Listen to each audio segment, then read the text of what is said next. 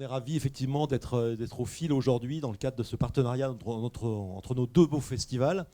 Donc moi je me présente, je suis directeur délégué du Monde, chargé des relations avec les lecteurs. Donc je développe des espaces de dialogue entre la rédaction du Monde et les différents publics, d'où les festivals. Et puis pour être tout à fait transparent sur les conflits d'intérêts, je suis également président de l'association d'éducation aux médias et à l'information entre les lignes. Comme on va parler d'éducation aux médias, j'imagine ce soir, je préfère le dire tout de suite, qui est une association dans laquelle le groupe Le Monde, mais également l'AFP, Context et The Conversation sont partenaires. Donc aujourd'hui, on va parler du ras-le-bol des médias et comment y remédier. Donc un sujet qui depuis quelques années travaille à la fois les chercheurs et évidemment les responsables de médias et les journalistes. Et donc cet été, il y a eu la dernière étude du Reuters Institute for the Study of Journalism qui a actualisé, on va dire, les données sur la base de 50 pays. Donc c'est une étude quand même très internationale et qui montre que 40% des personnes interrogées évitent plus ou moins souvent les informations. Donc ça va des gens qui se coupent complètement de l'information aux gens qui décident de canaliser, on va dire, leur accès aux informations et de faire des moments, des diètes de l'information plus ou moins longues. Et ce chiffre de 40%, il est à mettre en perspective puisque en 2017, c'était 29% des personnes interrogées qui disaient donc se couper de l'information au moins de façon parfois ou souvent. Donc une forte augmentation, avec des raisons invoquées qui sont celles-ci. D'abord, l'information finit par affecter leur humeur, donc toucher vraiment à leur qualité de vie. La deuxième raison, c'est qu'ils sont noyés sous la quantité d'informations. La troisième, c'est qu'ils sont trop exposés aux conflits et aux guerres par l'information. Et la quatrième, c'est le sentiment d'impuissance qui les gagne face justement à ces actualités auxquelles ils sont confrontés. Alors, qui est responsable de ça ? On va en parler, enfin, ce n'est pas tellement le sujet de ce soir, mais on va quand même en parler certainement dans le fil de la discussion, parce que est-ce que ce sont les médias et les journalistes eux-mêmes ? Est-ce que ce sont les réseaux sociaux et la logique d'audience qui va souvent avec ? Est-ce que ce sont nos sociétés qui sont incapables de réguler l'information et de donner aux citoyens et aux citoyennes les outils nécessaires pour contrôler leur information ? Est-ce que c'est les usagers eux-mêmes qui n'arrivent pas à piocher dans une offre qui est pourtant aujourd'hui plus pléthorique que jamais en termes de diversité de l'information ? Bon, voilà, c'est toute une série de questions qui peuvent se poser, mais aujourd'hui, on va quand même s'interroger d'abord et s'intéresser d'abord aux solutions. Alors les solutions, il y en a certaines qui commencent à être développées par certains médias.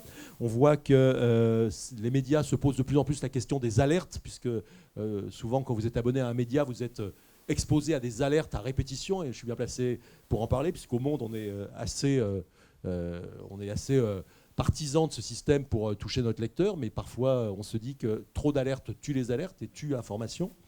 Il y a le développement des newsletters, c'est quelque chose qu'on a vu ces dernières années, qui sont finalement une façon de réguler le flux d'informations et de se donner un rendez-vous quotidien ou hebdomadaire avec l'information.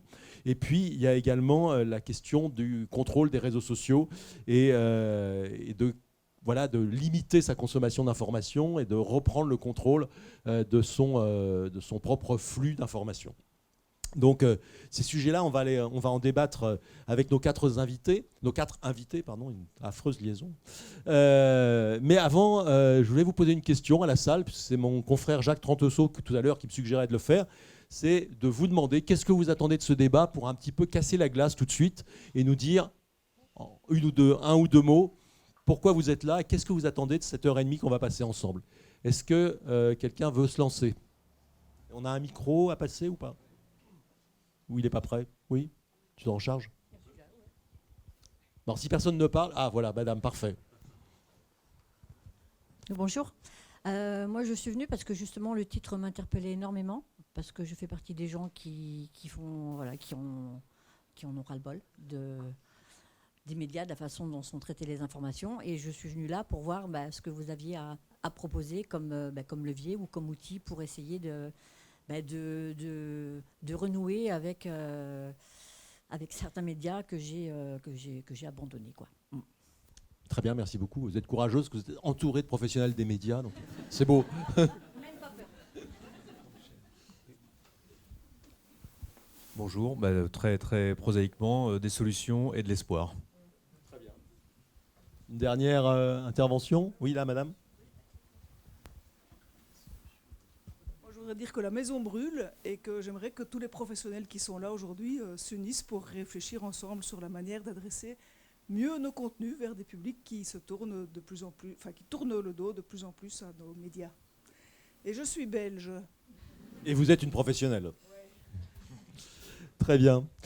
Alors, je vais me tourner vers nos invités et je vais commencer par David Medioni, puisqu'il a des choses à nous dire sur l'état de l'art. Donc David Medioni, il est co-directeur de l'Observatoire des médias de la Fondation Jean Jaurès, mais il a une autre casquette puisqu'il est également journaliste indépendant et il travaille notamment il a travaillé pour CB News, maintenant vous travaillez pour Franc-Tireur et pour Conspiracy Watch, hein, c'est ça. Et vous êtes le co-auteur avec la coprésidente justement. Non, qui n'est pas la coprésidente, mais c'est pas grave. Ah bon, d'accord, bon, je coupe. D'une étude qui a été publiée il y a 3 ans et qui a fait pas mal parler, qui s'appelait Les Français et la fatigue informationnelle.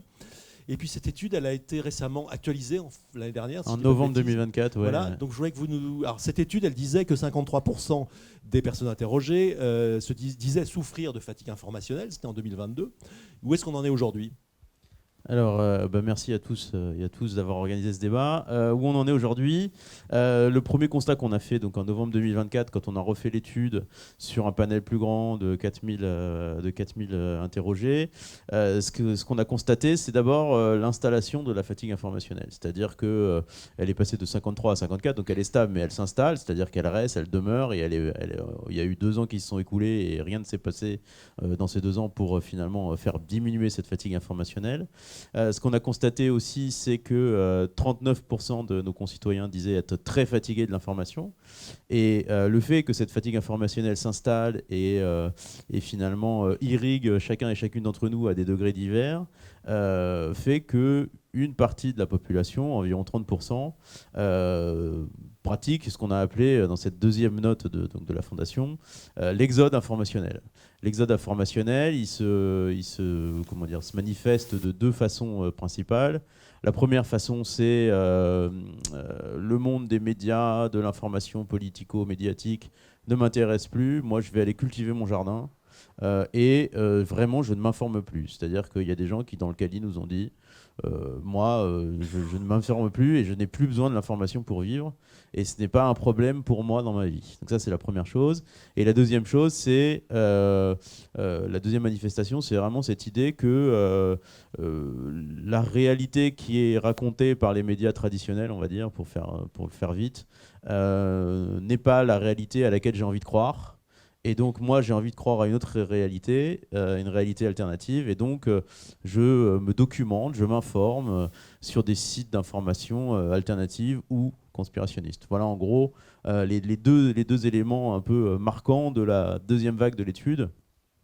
Et ensuite, sur les causes de la fatigue informationnelle, on pourra y revenir, mais il y a vraiment cette idée d'être submergé par la dictature du flux, d'être enseveli, et d'avoir finalement l'impression d'avoir accès à la connaissance, mais de la façon dont cette connaissance est racontée par les médias traditionnels ou par les médias en général, que finalement il y a quelque chose, un paradoxe qui se passe, c'est-à-dire qu'on a accès à la connaissance, mais qu'on ne comprend rien à rien, et qu'on ne sait pas quand se sont passés les événements, on ne sait plus exactement quelle est la problématique, et ainsi de suite. Et ça, c'est vraiment quelque chose qui ressort de manière très puissante dans les résultats qu'on a fait publier en novembre dernier. Merci. Je vais passer à votre voisine, Nina Facio. Alors, c'est comme ça qu'on prononce votre nom ? Oui. Facio. Très bien. Donc Nina, vous êtes formatrice et journaliste. Vous avez travaillé notamment en Russie il y a quelques années. Mais aujourd'hui, vous êtes coordinatrice en Europe du Solution Journalism Network, qui défend un journalisme de solution, comme l'indique son nom, mais vous nous en direz plus. Et vous avez sorti, il y a quelques mois, un livre qui a fait pas mal parler, qui s'appelle Mal entendu. Alors il faut bien voir que c'est mal plus loin entendu. Donc il y a un jeu de mots, bravo. Et donc qui promeut une pédagogie de l'écoute et qui défend l'idée que les journalistes ne savent plus écouter, et ne savent plus écouter notamment les personnes, les usagers, à la fois dont ils parlent et auxquels ils s'adressent. Donc est-ce que vous pourriez nous dire un petit peu comment vous êtes arrivé à ce constat ? Oui, merci. En fait, je suis arrivée à ce constat de par mon travail, parce que donc, je travaille pour une organisation américaine. Et c'est vrai qu'après la première élection de Trump en 2016, mon équipe qui est majoritairement basée aux États-Unis s'est évidemment posé la question de qu'est-ce que le journalisme avait loupé, parce que ça a été une grande surprise à cette époque, cette première élection, pour des raisons différentes de la deuxième. Et notamment, on avait travaillé avec une journaliste d'investigation américaine qui s'appelle Amanda Ripley et qui avait vécu cette élection de Trump comme un échec, le sien et celui du journalisme, et qui s'était demandé comment faire différemment. Et notamment, ce qu'elle avait trouvé après des mois de recherche et notamment comment les journalistes pouvaient mieux s'inspirer des experts en médiation de conflits pour contrer la polarisation. Un de ces constats, c'était qu'effectivement, les journalistes ne savent pas écouter, ne savent pas entendre les gens pour ce qu'ils ont à dire. Et ça a été une réflexion ensuite pour moi sur plusieurs années et qui a vraiment pris une autre envergure au moment du mouvement des Gilets jaunes, évidemment, où voilà, je me suis demandé dans quelle mesure on avait à la fois les citoyens qui n'écoutent pas les médias pour ce qu'ils ont à dire, ou l'information pour ce qu'elle a à dire, et des journalistes qui ne semblent pas entendre les citoyens pour ce qu'ils ont à dire également. Donc, qu'est-ce qui se passe quand on ne se sent pas entendu? On crie, il y a de la violence qui s'opère. Il y a eu une très belle une de La Voix du Nord la semaine dernière, donc le lendemain de la mobilisation du 18 septembre, qui titrait « On ne nous écoute pas » et qui revenait sur le calme justement de la mobilisation au niveau régional. Mais donc ça a été ce cheminement en fait de dire il y a beaucoup de présomptions, il y a beaucoup de mécanismes quand on exerce notre métier de journaliste qui font qu'on va entendre certaines choses et pas d'autres. Ou entendre certaines choses de la façon dont nous-mêmes on est construit, avec notre propre langage, de où on vient avec nos lunettes, etc. Ce qui avait déjà été documenté par Bourdieu il y a plus longtemps que moi. Mais en tout cas, c'était vraiment qu'est-ce qu'on loupe en fait dans notre couverture médiatique des enjeux de société. Et dans ces présomptions, je pense que notamment le ras-le-bol, il est documenté tant au niveau national en France, notamment par les confrères de la Fondation Jean Jaurès, mais aussi au niveau international par le Reuters Institute depuis que j'exerce. Et je ne suis pas sûre qu'on comprenne toujours à quoi ce ras-le-bol s'attache exactement.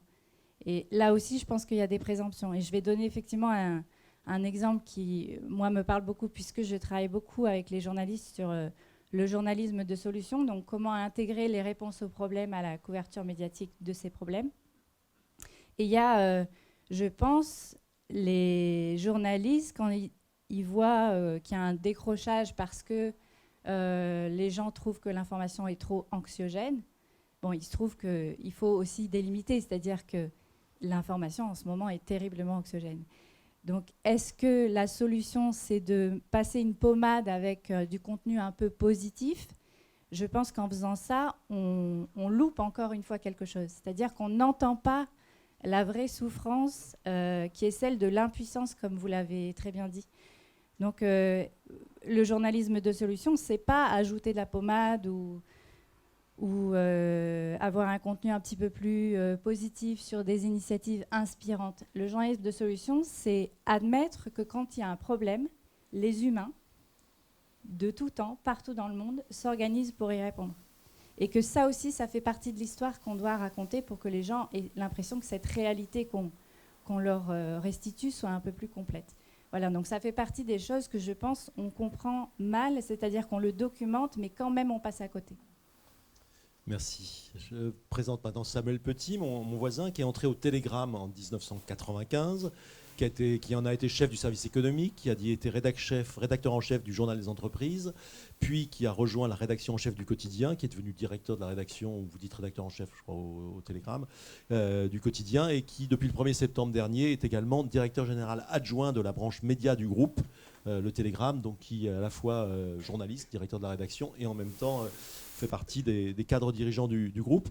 Et donc le Télégramme, qui est un des quotidiens de la presse régionale qui se défend le mieux sur le terrain du digital et de la transition numérique. Vous me disiez qu'on échangeait il y a quelques jours en préparation de cette table ronde, que vous, c'était vraiment ce qui importait dans l'information, c'était que ça concerne les gens. Donc c'est une façon aussi d'écouter ce que disent les gens. Il y a une expression qu'on utilise beaucoup, nous autres les journalistes, c'est se mettre à la place du lecteur, de l'auditeur, du spectateur. Est-ce que c'est quelque chose qui a été un peu perdu par la profession ? Ouais, peut-être pour répondre à cette question, j'ai une petite anecdote. Vous avez peut-être regardé Quotidien hier soir sur TMC, où était invité Yann Arthus Bertrand qui présentait son énorme ouvrage France, un album de famille, un énorme ouvrage qui présente des milliers de personnes de tous les métiers, toutes les corporations, dans toutes les régions de France. Et le journaliste de Quotidien dit à la fin « Ah ben ça fait du bien parce qu'on ne parle jamais des invisibles ». C'est-à-dire on a posé le mot « invisible » sur ces milliers de personnes qui sont dans ce livre et qui en fait représentent les 66 millions d'habitants de ce pays. Et je trouve que cette phrase était très révélatrice. Dans un média parisien, on considère qu'un livre qui montre les personnes telles qu'elles sont dans les métiers, et pas que des métiers modestes, hein, des cadres, des ingénieurs, des médecins, etc., et que le journaliste dise « Ah ben ça fait du bien », on parle des invisibles. Mais je pense que ça dit tout de notre système médiatique actuel, puisque on ne cesse de nous lancer des petites balles tous les jours derrière lesquelles on court, ce qui donne des projets éditoriaux parfois, comment dirais-je, manquant d'ambition, puisqu'on recopie tous la même chose. Je parle de recopiage parce que bien souvent, c'est du recopiage, soyons clairs. On recopie des dépêches AFP, on recopie ce que disent les voisins pour aller chercher des audiences massives qui nous rémunèrent, puisque les lecteurs, malheureusement, ne veulent plus forcément payer l'information. Et peut-être qu'on en parlera pendant le débat. Au Télégramme, c'est vrai qu'on a un projet, comment dirais-je, éditorial qui vise à ne pas courir derrière ces balles, parce qu'on a vu que c'était mortifère en termes de positionnement de la marque et de ce qu'on disait à nos lecteurs, de ce qu'on voulait avoir comme projet éditorial. J'ai regardé nos statistiques avant de venir. Dans les 200 articles les plus lus du Télégramme depuis le 1er janvier, qui doivent cumuler 10 ou 15 millions de vues, il y a 9 sujets qui ne sont pas locaux ou bretons. C'est-à-dire on n'a aucun sujet national, aucun de ces débats qu'on nous a imposés ces derniers mois, des débats sans fin auxquels on sait très bien qu'il n'y aura pas d'issue, sur lesquels on écrit, auxquels je pense les gens ne croient pas d'ailleurs. Il n'y a aucun de ces papiers qui montent dans nos audiences, accessoirement parce qu'on les a pas fait non plus. On n'a pas investi éditorialement dans cette course à l'échalote qui est sur un tas d'affaires, un tas de débats politiques. Vous voyez bien tous les matins ce qu'il y a sur les radios et sur lesquels il faut rebondir et rebondir et rebondir. On ne se lance pas dans cette course parce qu'à nos yeux, elle est mortifère. Ce qui fait qu'aujourd'hui, 85% de notre audience quotidienne, 70-80 millions d'articles par mois, ce sont des articles locaux.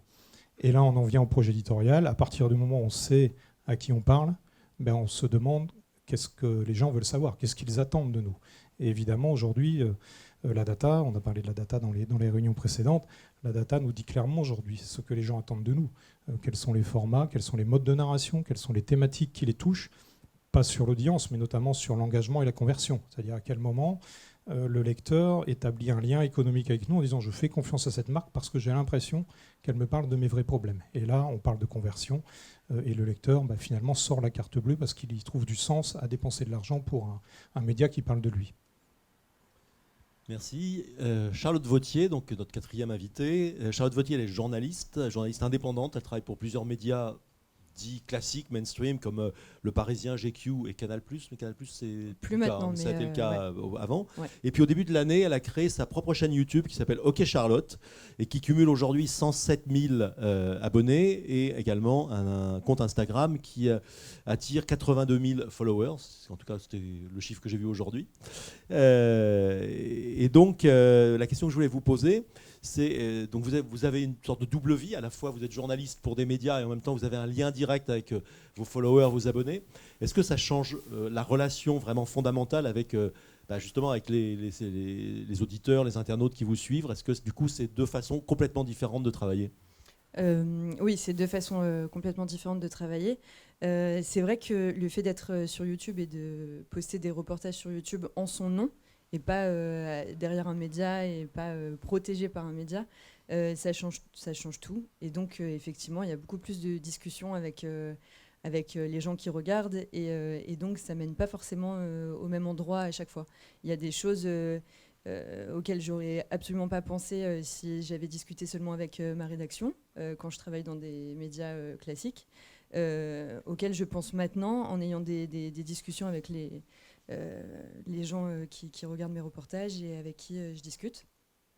Et voilà, moi, j'y trouve beaucoup plus de liberté à la fois dans le ton, dans le format, mais aussi...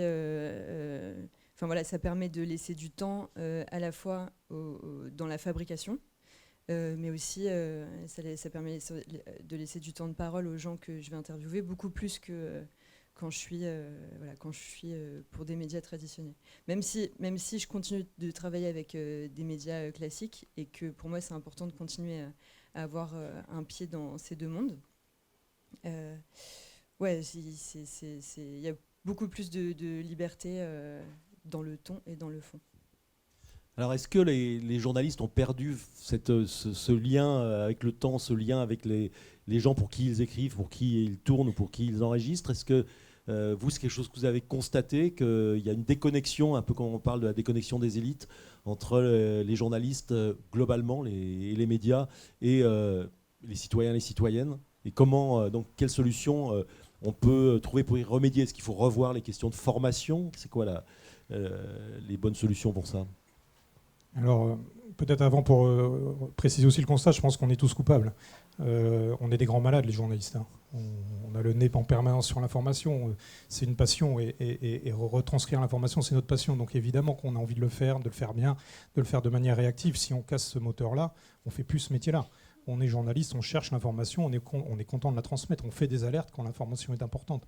On n'est pas là pour se dire qu'on va faire du journalisme de temps long en permanence. Non, l'actualité c'est important, c'est ce qui fait vivre une démocratie. On ne va pas s'arrêter de raconter l'actualité. Mais je pense que malgré tout, on est tous coupables, et j'ai envie de faire l'analogie avec l'alimentation. Je pense que l'information aujourd'hui et l'alimentation ont les mêmes problèmes. Et du coup, ça pose les problèmes du producteur et du consommateur. On sait bien que dans l'alimentation, il y a un problème chez les producteurs, mais peut-être aussi chez les consommateurs. Hein. On devient boulimique, on mange à toute heure du jour et de la nuit, comme on s'informe à toute heure du jour et de la nuit. Avant, on mangeait tous ensemble à l'heure du dîner. Aujourd'hui, on mange tout seul. On s'informe tout seul aujourd'hui. Avant, on regardait le journal de 20h en famille, donc on discutait du journal de 20h, on échangeait sur l'information. Désormais, on s'informe tout seul sur son écran à toute heure du jour et de la nuit. On veut payer toujours moins cher l'alimentation. L'alimentation n'a jamais pesé aussi peu dans les budgets des ménages, pour des raisons très simples, c'est qu'on arrive à produire une alimentation pas chère. L'information, c'est pareil. Hein. Qui veut aujourd'hui payer pour s'informer?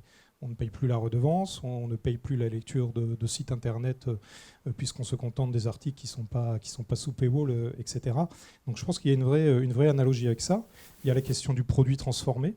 Les gens se lassent de l'alimentation transformée parce qu'on sait que c'est pas bon pour la santé, on sait que c'est une espèce d'alimentation synthétique, mais l'information c'est la même chose. Je pense que les lecteurs sont pas dupes de cette information synthétique, c'est-à-dire qui recopie sans cesse des choses qu'on a déjà lues 100 fois, mais dont on essaye d'en retirer une dernière valeur.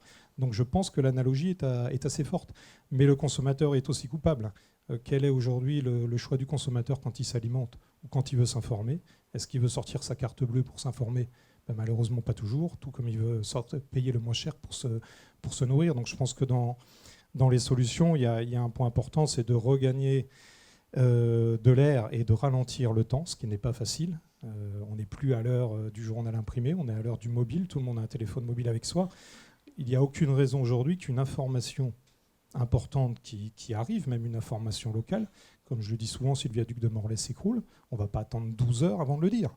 Et je n'imagine pas des habitants de Morlaix nous dire « Tiens, c'est bizarre, le viaduc s'est écroulé il y a 8 heures, le télégramme ne l'a toujours pas dit. » Enfin, il faut aussi vivre dans le monde tel qu'il est. Le viaduc de Morlaix s'écroule, il faut l'écrire. C'est essentiel, ça a un impact, etc. Donc il ne faut pas non plus tomber dans l'excès inverse. Malgré tout, on doit rajouter du temps long et réussir à freiner. Et aujourd'hui, la stratégie éditoriale du télégramme, c'est vraiment de bien occuper de manière égale ces 3 temps de l'information, hein, le temps 1, le temps 2, le temps 3. Le temps 3 étant celui de la valeur ajoutée, de l'enquête longue, de ce qui va surprendre les gens, mais surtout des sujets qui vont les impliquer directement. C'est le début de la solution. Peut-être sur la question de est-ce que les journalistes ne parlent plus aux auditeurs, aux lecteurs, etc. Pendant la présidentielle 2022, j'étais en immersion chez France Info pour un documentaire. Et donc pendant 10 mois, j'ai observé les journalistes travailler dans la matinale. À ce moment-là, j'ai un exemple qui m'avait vraiment frappé à cette époque-là, c'est qu'il n'y avait pas une seule matinale qui se déroulait sans parler de Zemmour. Tous les matins, dans chaque émission, dans chaque chronique, dans chaque interview, l'interview politique, la chronique culturelle, il y avait Zemmour partout, pendant des mois. Et sauf que quand on faisait la comparaison, les questions des auditeurs, il n'y en avait jamais des questions sur Zemmour. Et je me souviens très clairement du rédacteur en chef, à un moment qui sort, c'était 3 semaines avant le premier tour, et qui est étonné de voir qu'en fait, c'est pas du tout Zemmour qui est en tête, mais Marine Le Pen. Et donc, en fait, sur la question de est-ce que on parle aux gens dans les médias traditionnels, moi, à ce moment-là, j'avais le sentiment que les journalistes se parlaient entre eux et que c'était une sorte de bulle comme ça médiatique, cette arrivée de Zemmour qui veut être, qui est candidat.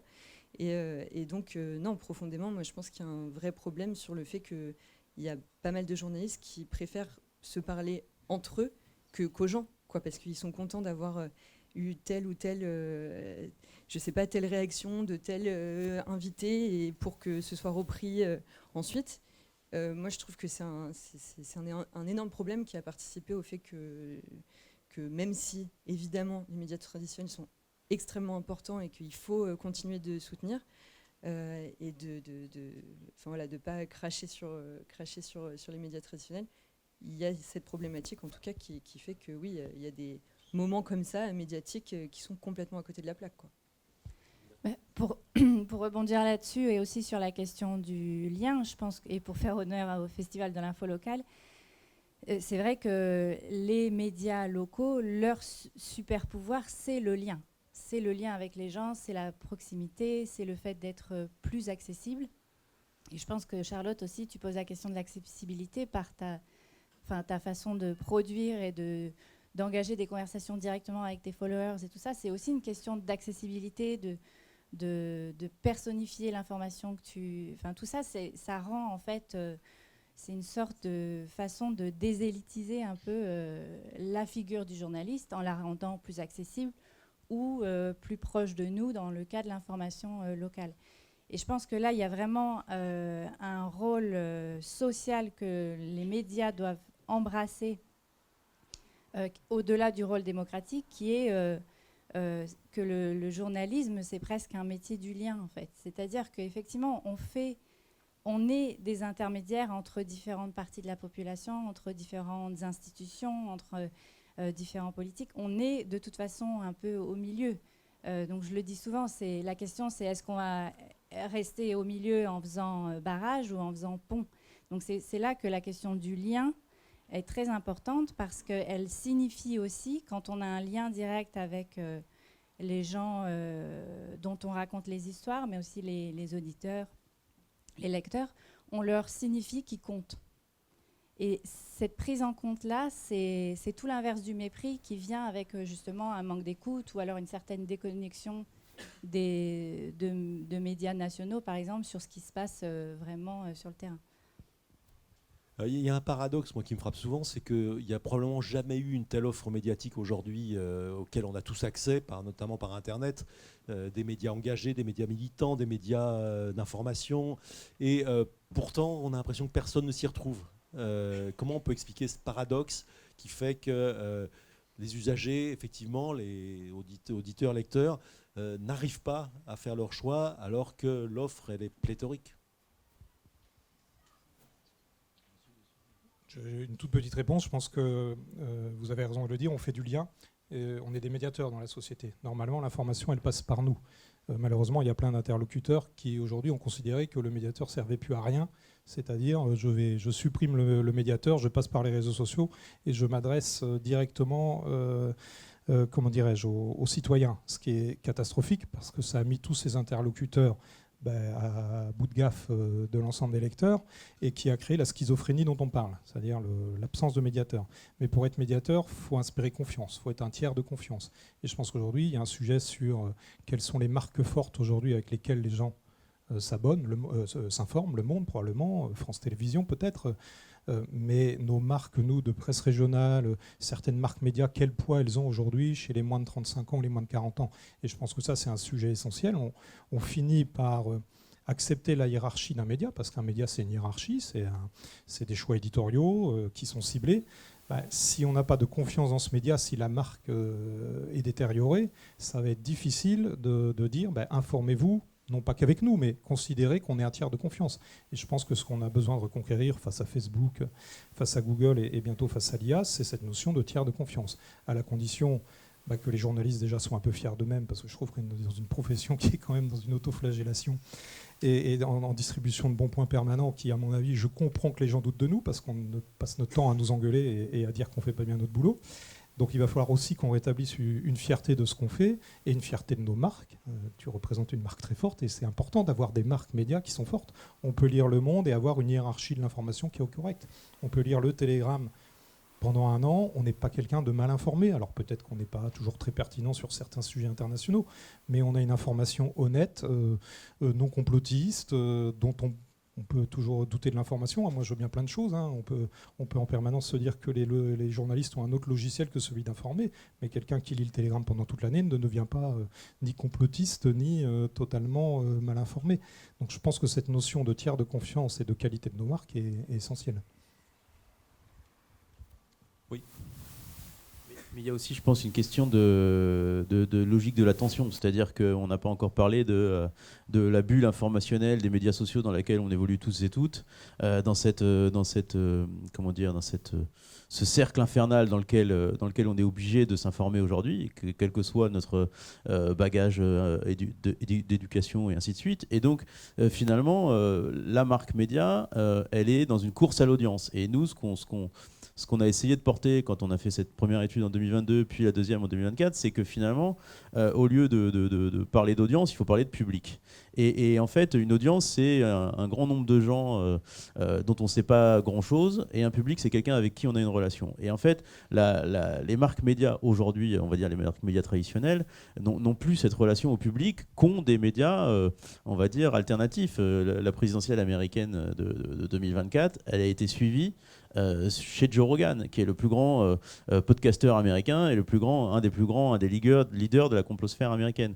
Donc à partir du moment où on n'aura pas à nouveau noué cette relation au public et où on n'aura pas accepté de sortir de la logique de l'audience, je pense qu'on aura du mal à finalement de nouveau concerner les gens et de nouveau leur parler. Moi, il y a un chiffre qui m'a rendu complètement fou quand on a fait cette première étude en 2022 et qui a été de nouveau confirmée en 2024. C'est vraiment cette idée de, je crois que c'est 83% des Français qui nous disent en fait, écouter les médias, écouter l'information telle qu'elle est faite, telle qu'elle est produite, me déprime sur l'état de l'humanité.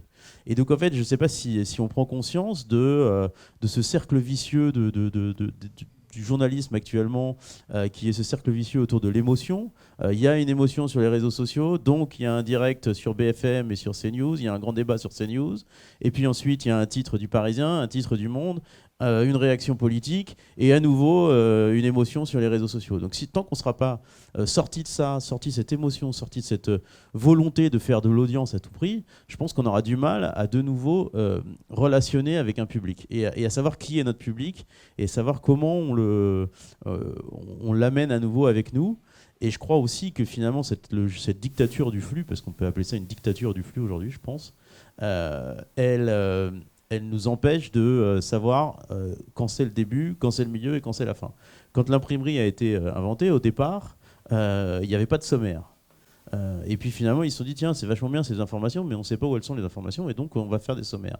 Et je crois que le rôle des journalistes, le rôle des pouvoirs publics, le rôle des médias aussi dans leur ensemble, c'est d'essayer de réinventer les sommaires à l'ère des médias sociaux et à l'ère de l'information selon Elon Musk, quoi. Vraiment, je crois qu'il y a cette dimension-là aussi. Nina ? Non, je suis tout à fait d'accord que c'est vraiment une opportunité presque à l'heure où il y a tellement de menaces finalement sur le journalisme.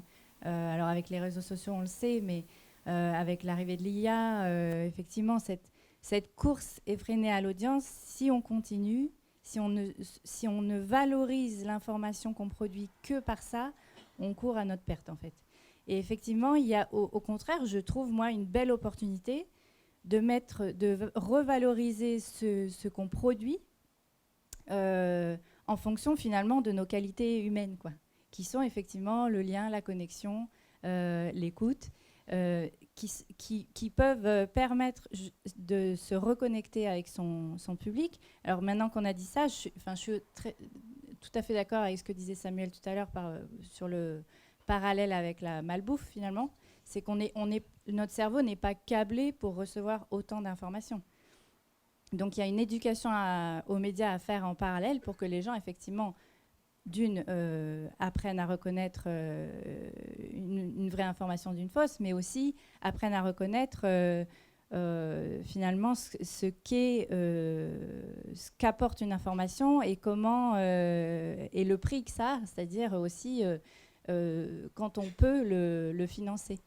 Quand on a dit ça, il y a aussi un effort, je pense, et ça répond à la question de la confiance que Samuel a soulevée, un effort de transparence à faire chez les journalistes pour dire voilà comment j'ai fabriqué cette information que je vous délivre. Ce que je pense tu fais, Charlotte, parce qu'en fait, ça va encore une fois montrer que la façon dont l'information atterrit sur les gens compte et que donc les gens comptent eux aussi. Là, si en fait on ne s'intéresse pas vraiment de savoir si une information va avoir un impact négatif ou positif sur les gens, parce que tout ce qui nous intéresse justement c'est l'audience, on passe encore à côté de quelque chose de très précieux, c'est comment les gens vont juger de l'utilité d'une information et comment ils vont nous apporter leur confiance parce qu'on aura fait l'effort de montrer comment on travaille, qui on est, où est notre subjectivité, d'où on parle en fait. Bah, ouais, c'est exactement ça. Moi, c'est ce que j'essaie de faire, d'être d'être vraiment transparente sur la façon dont j'ai travaillé, comment j'ai contacté les gens, quelles réflexions, comment j'ai évolué dans mes réflexions pendant le sujet. Mais j'ai l'impression que, oui, effectivement, c'est un enjeu, parce que autant il y a de la malbouffe informationnelle, effectivement, et il y a trop d'informations où on en devient saturé. Mais il y a aussi simplement une défiance où il y a aussi plein de gens qui ont l'impression qu'on leur ment en fait quand ils regardent la télé ou qu'ils écoutent la radio. Et ils ont le sentiment que c'est trop partisan ou bien. Voilà. Donc j'ai l'impression que le fait de effectivement dire d'où on parle, bah, au moins voilà, on s'affiche en disant je suis plutôt comme ceci, comme cela, et comme ça la personne qui regarde pourra se faire un avis en fonction de. Oui, clairement, j'affiche qui je suis, et donc la personne qui regarde peut critiquer avec cette information-là en plus, parce que sinon, on a l'impression que les gens qui regardent ont potentiellement l'impression qu'on est en train de leur mentir, quoi. En tout cas, moi, c'est ce qui me revient le plus souvent, quoi.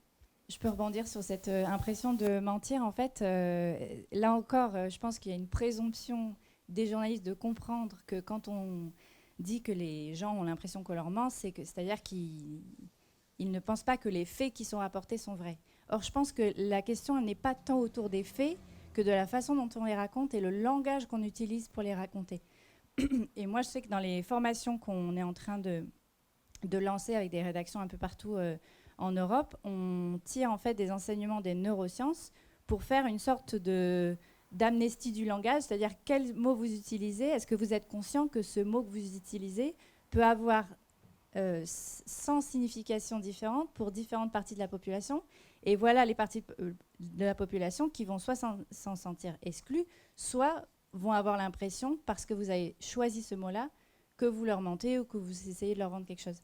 Et donc ça, il y a vraiment des choses à faire sur comment s'inspirer des sciences comportementales. On est quand même plutôt bien documenté, encore une fois, aujourd'hui, pour essayer d'apprécier mieux la façon dont, encore une fois, l'information atterrit sur les gens.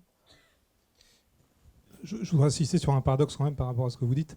Un peu comme avec l'égalité, on est dans un pays tellement riche, tellement bien informé, où les inégalités ont baissé. On a l'impression de vivre dans une société inégale parce que les égalités, le niveau d'égalité n'a jamais été aussi élevé, au même titre qu'on n'a jamais été aussi bien informé. Étonnamment, les gens croient qu'on leur ment.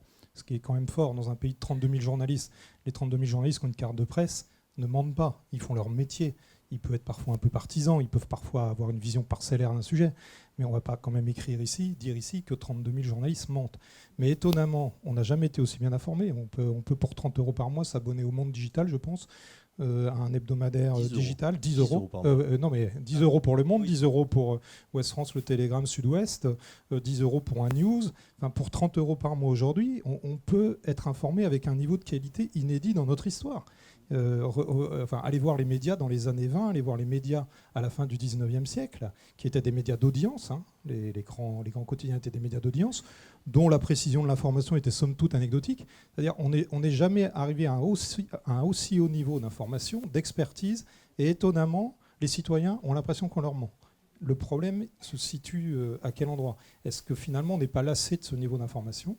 Est-ce qu'on voulait un tel niveau d'information ? Est-ce qu'on a envie d'en savoir tant ? Peut-être pas, parce qu'on sait tout sur tout aujourd'hui. Et peut-être qu'il y a là une question essentielle dans une démocratie aussi aboutie que la nôtre. On a un peu le sentiment que finalement, face à une offre pléthorique, comme tu le disais, les gens sont perdus.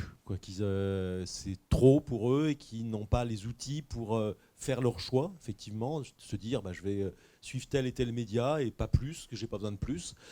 Du coup, est-ce que c'est vrai ? Est-ce qu'il n'y a pas un problème d'éducation ? Alors, c'est pas pour reporter la responsabilité sur l'éducation nationale, mais on parlait tout à l'heure d'éducation aux médias. C'est quand même une matière qui est quand même tout à fait marginale dans les programmes scolaires aujourd'hui, même si elle est reconnue. Est-ce qu'on n'a pas quand même loupé quelque chose depuis l'arrivée des réseaux d'Internet il y a 30 ans, des réseaux sociaux il y a 20 ans, à ce niveau-là ? Oui, si, c'est une évidence. Nous, quand on a sorti l'étude, puis qu'on a fait le livre avec Guénaël, qu'on a co-signé, le petit livre qu'on a co-signé, on a essayé de chercher des solutions, et on avait vu 3 piliers de solutions. D'abord, il y avait le pilier individuel, qui était cette idée que chacun et chacune d'entre nous devait faire un peu son bilan carbone informationnel, de savoir si une information a été bien ou pas pour nous, par rapport à notre santé, par rapport au stress qu'elle nous générait, ainsi de suite. Et puis aussi ce qu'on appelle le need of chaos, quoi. Est-ce que le fait de partager cette information va être utile au collectif, ou est-ce qu'au contraire elle participe de la polarisation galopante de notre champ informationnel et politique. Donc il y a vraiment cette dimension individuelle. Il y avait la dimension des médias et des formats, on en a un peu parlé, mais effectivement les gens, quand on en a parlé avec eux, ils nous ont donné des exemples de manière spontanée. Les moins fatigués, ils aiment par exemple la matinale du Monde, parce qu'ils disent c'est hyper ludique à la fois comme Tinder. Je peux choisir de lire 3 articles ou de choisir 10 articles dans la même journée, et je choisis quand je les lis, et ainsi de suite. Il citait aussi le 1 d'Éric Fotorino, où il citait la newsletter, et notamment Brief Me, qui est une newsletter sur abonnement, dont on peut finalement avoir un digest de l'actualité tous les jours. Donc il y a vraiment cette idée que les formats peuvent permettre de lutter contre cette fatigue informationnelle et ce sentiment de ras-le-bol. Et ensuite, on avait cette dimension pouvoir public et tenant de la parole publique. Qu'est-ce qu'on entendait par là ? C'était d'abord les tenants de la parole publique de dire arrêtez de rajouter de l'écume à de l'écume et de la polémique à de la polémique, et d'aller vous exprimer en permanence sur des chaînes d'information en continu. Donc ça, c'était une première chose. Et la deuxième chose, en termes de pouvoir public, il y avait à la fois une campagne de publicité, de sensibilisation sur la nocivité de l'information qui est ingurgitée de manière trop importante, et ainsi de suite. Donc il y avait cette idée de faire une campagne un peu publicitaire sur le mode 5 fruits et légumes par jour. On pourrait trouver quelque chose pour sensibiliser finalement la population à cette question-là sur le bilan carbone informationnel individuel. Et puis il y avait cette idée qu'on a essayé de défendre. On a été reçus dans tous les ministères avec Guénaël. On leur a ils ont trouvé ça génial, notre idée, mais personne ne l'a fait. Donc c'était de dire, on fait une éducation aux médias qui soit, pas qu'elle soit pas déjà faite, mais elle est faite de manière trop disparate et trop éclatée, et pas de manière globale et puissante. Et donc on s'était dit, nous on fait une matière du CE2 à la terminale, avec cette idée qu'il y a une épreuve au bac sur l'éducation aux médias. Et dans l'éducation aux médias, on mettait à la fois les techniques pour savoir si oui ou non c'est une vidéo ou une photo déjà employée ailleurs, c'est savoir reconnaître une vidéo par IA, c'est de savoir tout un tas de choses techniques que nous on sait journalistes ou qu'on essaye de savoir, nous journalistes, mais qui n'est pas forcément un savoir complètement partagé. Et puis c'était aussi d'être formé un peu au champ informationnel dans lequel le citoyen, l'école, elle forme des citoyens, et dans lequel le citoyen va évoluer demain. Avec qu'est-ce que ça veut dire l'ère algorithmique, qu'est-ce que ça veut dire la bataille de l'attention, qu'est-ce que ça veut dire la façon dont les médias sociaux diffusent l'information. Et puis ensuite, en termes de pouvoir public, il y avait aussi cette idée de comment on fait pour que Twitter, enfin X, Facebook, Instagram, voire même maintenant les chatbots d'information d'IA, parce que c'est comme ça que les jeunes aujourd'hui entrent dans l'information. Donc comment on fait pour que ces plateformes soient considérées comme des médias et pas comme des réseaux sociaux ou je ne sais quoi, donc des médias sociaux, et que comme elles sont des médias et qu'elles sont des portes d'accès à l'information de la population en général, mais surtout des plus jeunes, comment on fait pour qu'ils aient les mêmes obligations que les journalistes et que les médias en général. Et je pense que c'est un combat politique majeur et que pour le moment, on oublie de le mener à la fois sur l'éducation et à la fois sur la régulation des plateformes. Le DSA, c'est vachement bien, mais on attend toujours l'application du DSA aujourd'hui. Donc comment on fait pour politiquement peser un peu plus ? Nina, dans votre livre, vous racontez cette anecdote d'un échange avec un responsable d'école de journalisme à qui vous demandiez si les étudiants, on leur apprenait à écouter leur interlocuteur, et la personne vous disait non, grosso modo. Et est-ce qu'il y a vraiment à remettre en cause la formation des journalistes aujourd'hui ? On va parler de la France en tout cas. Est-ce que les écoles loupent des choses qui fait qu'effectivement il y a eu une dégradation de la qualité du journalisme et que finalement toute la profession paye ça ? Alors, oui, effectivement. Moi, quand j'avais fait j'en ai fait plusieurs interviews avec des écoles, des directeurs ou directrices d'écoles de journalisme, mais vraiment avec un sincère désarroi, quand je leur demandais est-ce que l'écoute est enseignée aux apprenants journalistes, et qui me disaient ah non. Genre, oups, c'est un impensé total que de s'imaginer qu'on peut restituer la parole des citoyens et restituer le récit de plusieurs communautés ou même d'une nation sans apprendre à écouter. Et en fait, écouter, ce n'est absolument pas inné, c'est plutôt contre-intuitif. Il faut se battre contre soi-même pour bien écouter. Il y en a qui sont doués de ce talent, mais il y en a beaucoup qui ne le sont pas. C'est aussi vrai chez les journalistes. Et effectivement, alors, depuis la sortie du livre, j'ai 4 écoles de journalisme qui m'ont signifié leur volonté d'intégrer l'apprentissage de l'écoute en école de journalisme, que je salue. Il y a aussi des rédactions qui sont dans cette démarche, mais moi, ce que j'ai voulu montrer dans ce livre, alors ça dépasse la sphère journalistique, parce que c'est un impensé total à l'échelle de toute la société, c'est-à-dire que personne n'apprend à écouter. Quasiment. Même des soignants qui ont lu le livre sont venus voir en disant mais même nous, en fait, on ne sait pas bien faire. Ça s'apprend. Et au même titre que l'éducation aux médias, moi, j'aimerais que ce soit intégré dans l'apprentissage, même au milieu scolaire, surtout dans une société où toutes les divisions semblent très épidermiques, où effectivement on voit de la polarisation, et où, en fait, la construction des réseaux sociaux, c'est d'encourager, il y a cette injonction permanente à s'exprimer. On aime ou on n'aime pas, on commente, etc. Et il n'y a pas l'injonction inverse d'écouter. Au contraire, tout va très vite, on ne prend plus la peine même de s'écouter soi-même avant de s'exprimer. Donc, je pense qu'il y a là un peu un autre chemin à prendre que justement de répondre à cette injonction permanente, ce que tu disais aussi, David, d'être sur l'émotion, le ressenti, etc. L'écoute permet ça. Elle permet de prendre un peu de recul et de s'assurer qu'on parle la même langue, qu'on s'est bien compris, qu'on a bien restitué ce que le citoyen en manifestation qu'on est venu interviewer a dit.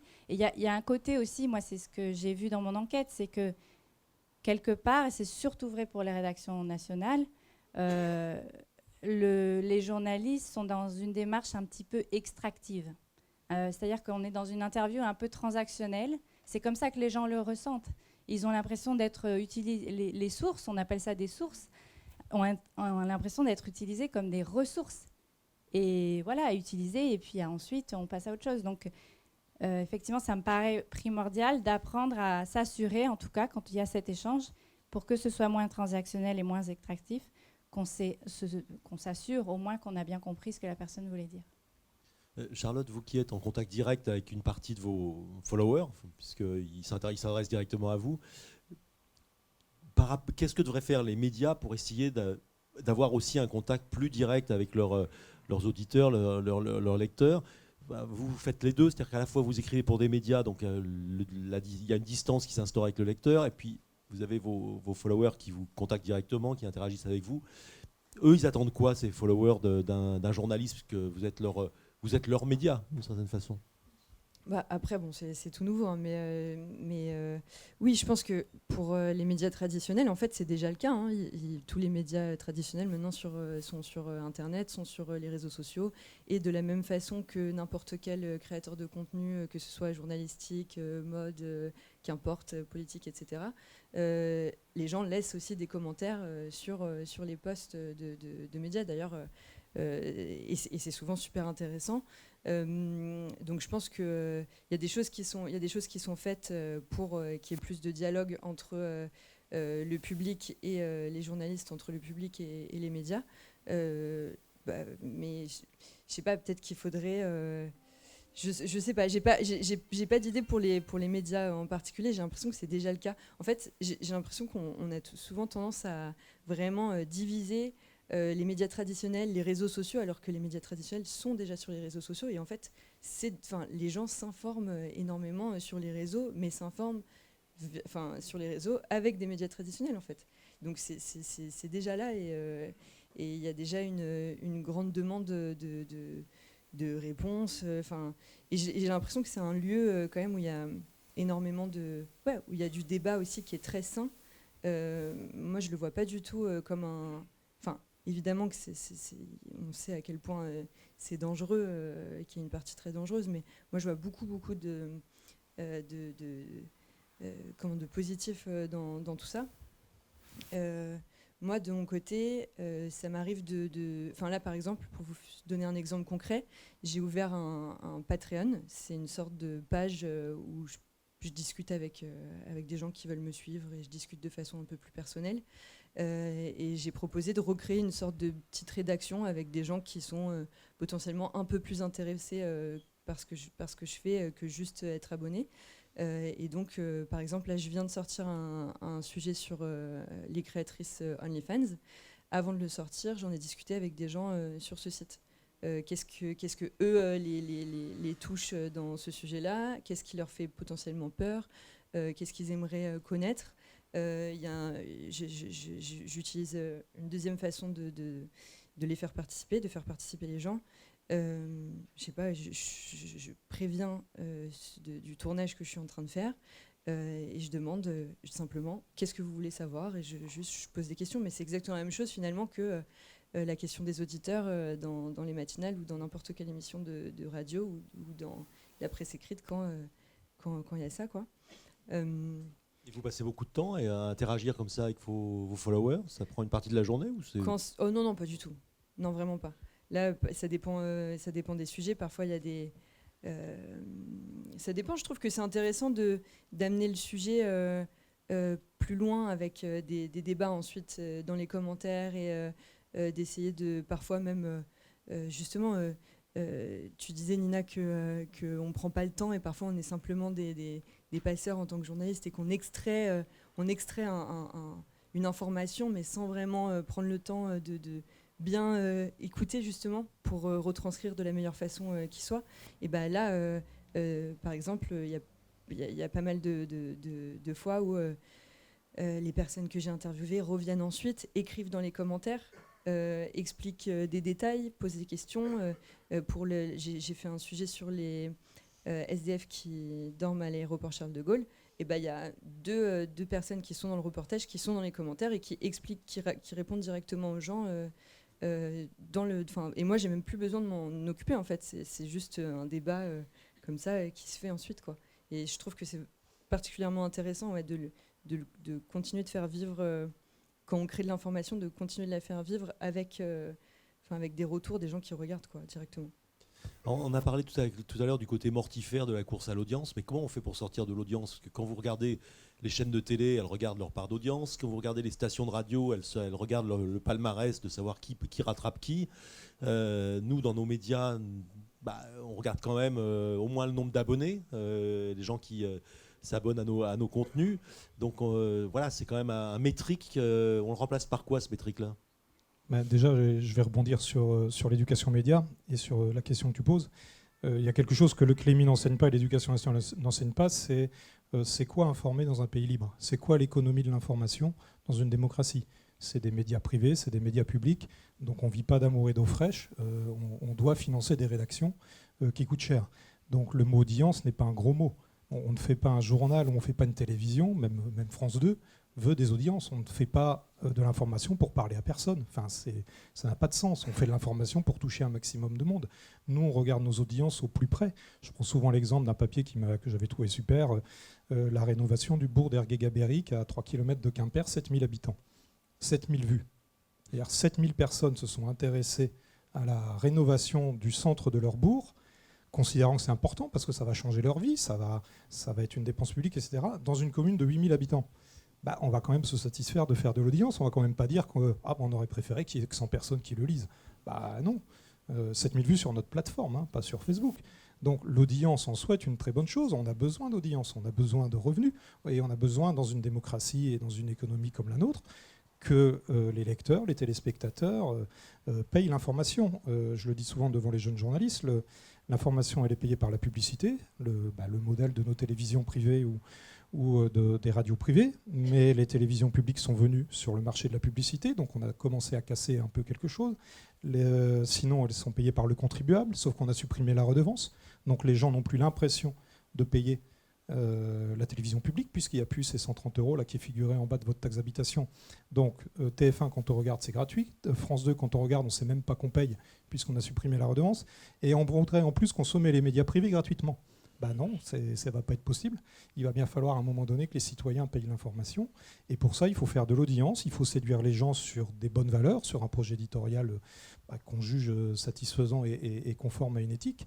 Mais bien sûr qu'on va faire de l'audience et des abonnés. Sinon, on va renvoyer des journalistes, on va dégrader les conditions sociales comme ça se passe dans beaucoup de rédactions. Donc l'audience en soi n'est pas une mauvaise chose.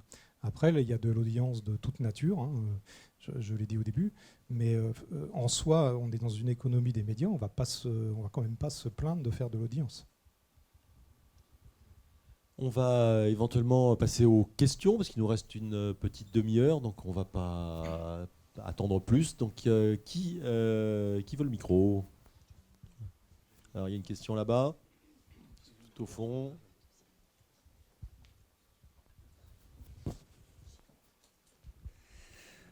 Bonsoir tout le monde. Moi j'aurais peut-être même un début de réponse très, très modestement.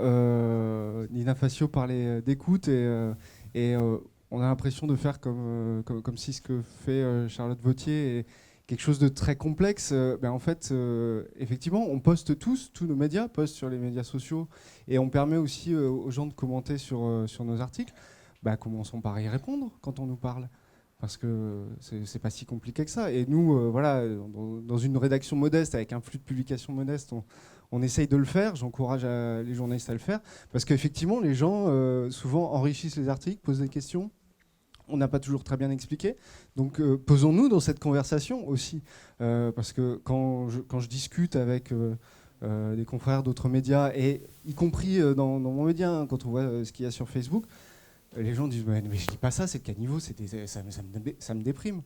Mais dans quel niveau en fait de mépris réciproque ou de détestation réciproque on est rendu pour que les gens disent je lis pas les médias, ça me déprime, et que les gens des médias disent je lis pas ce que racontent les gens, mais vous avez vu quel niveau que c'est.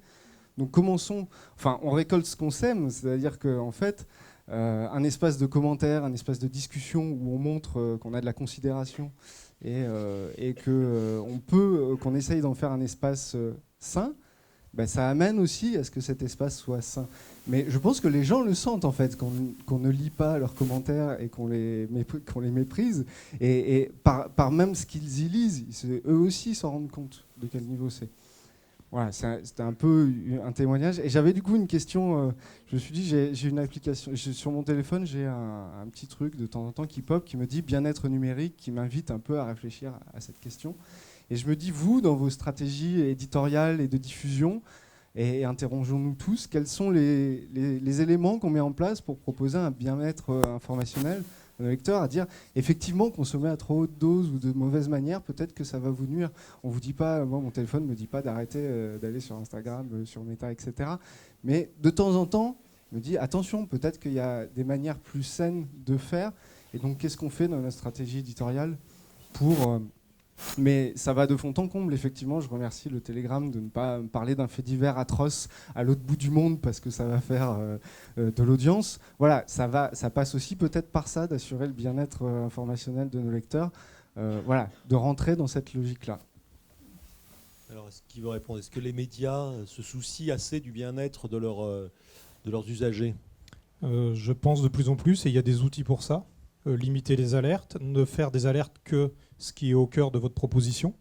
C'est-à-dire, quand on est le Télégramme, on ne va pas faire 3 alertes sur Donald Trump toute la journée, quoi. On sait très bien que les gens ne nous lisent pas pour ça. Il y a les newsletters, on en a parlé tout à l'heure. Nous, on a développé des newsletters locales dans nos 8 territoires.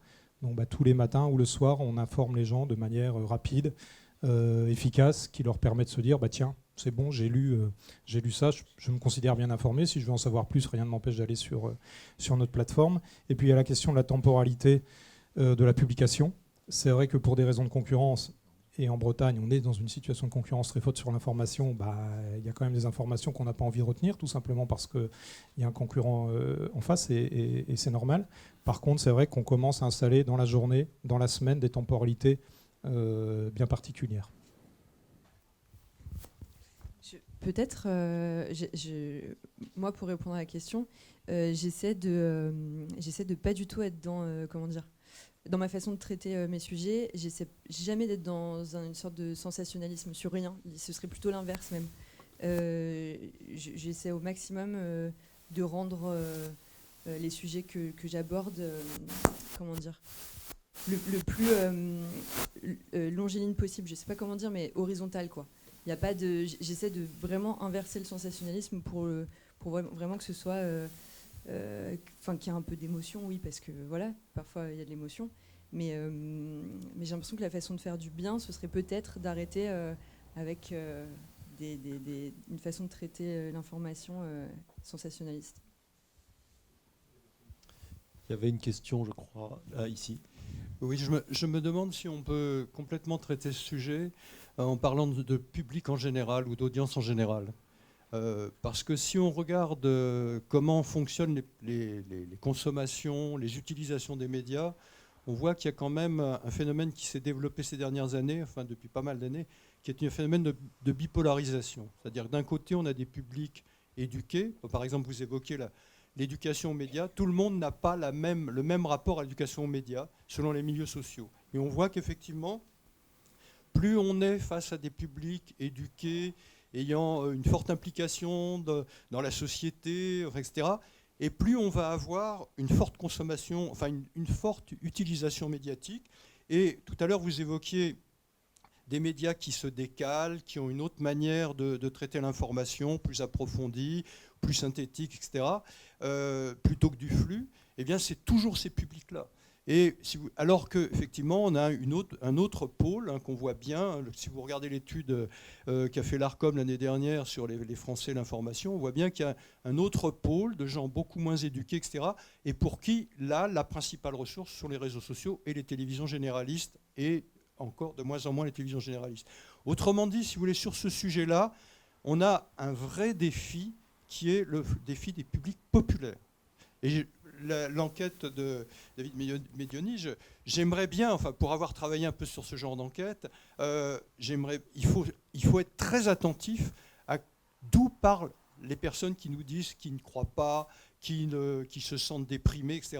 On n'a pas le même rapport à l'impuissance, le même rapport au sentiment qu'on n'est pas traité selon les milieux sociaux. Tout à l'heure, vous évoquiez qu'un des moments particuliers, ça a été les gilets jaunes. Ben oui, parce que les gilets jaunes, ce n'était pas n'importe quel milieu social, quoi. Donc je crois qu'on est obligé de réintroduire, il ne faut pas simplement dire il faut plus d'écoute, etc. Mais qui écoute-t-on ? plutôt. Et puis là, je suis désolé, j'ai un petit truc qui ne m'a pas plu tout à l'heure sur les écoles de journalisme. C'est la manière de botter en touche à chaque fois. Les jeunes, les jeunes, moi, quand je les interviewe, quand je travaille, puisque j'ai pas mal travaillé avec eux, l'écoute, c'est plutôt ce qu'ils recherchent, c'est ce qu'ils ont envie de faire, et c'est pas toujours ce que leur chef leur demande de faire. Alors, David, peut-être sur la question sociale. Tiens, tu veux ton micro. Alors, je souscris globalement à ce qui a été dit, mais en fait, dans l'étude de la Fondation Jean Jaurès, on a fait une typologie de Français avec 5 profils. Donc, il y a effectivement ce que disait Jean-Marie sur voilà, les plus éduqués. En général, c'est les moins fatigués. Et c'est un peu ceux qui ont grandi, qui ont commencé à s'informer au moment de l'ORTF, on va dire. C'est-à-dire c'était les hyper informés en contrôle. On a appelé ça. C'est-à-dire ils regardent encore, ils écoutent la radio le matin, ils lisent un journal dans la journée et ils écoutent un peu BFM le soir, quoi, globalement, quoi, on va dire, pour faire vite. Ensuite, il y avait une partie de la population qui moi m'a interpellé parce que c'était les plus jeunes, donc on pouvait se dire ils sont nés avec les codes du digital et donc finalement ils savent se mouvoir dans ce monde digital. Et en fait, ce qu'ils nous disaient, c'est 2 choses. C'est d'abord, je m'y retrouve pas, je comprends pas l'information et j'ai du mal à savoir finalement avoir la profondeur de champ sur un événement. Donc il y a vraiment ça. Et il y avait aussi cette idée de j'ai peur de rater quelque chose, donc je suis surinformé et en permanence je cours après l'information. Donc ça, c'était les plus jeunes. Et ensuite, il y avait 3 typologies de population.